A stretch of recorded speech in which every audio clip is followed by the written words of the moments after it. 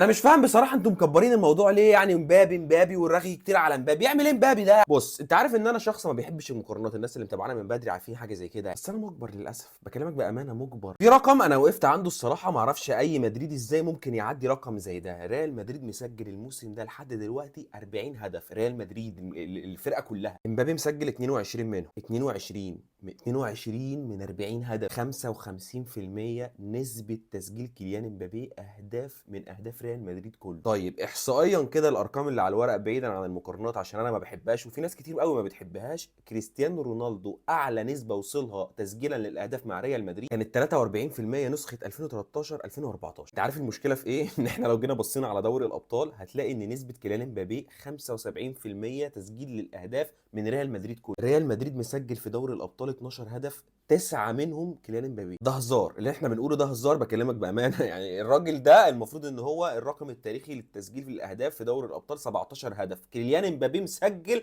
9 في دور المجموعات، في المجموعات اصلا. رقمك يعني قرب يتهز يا عم كريستيان.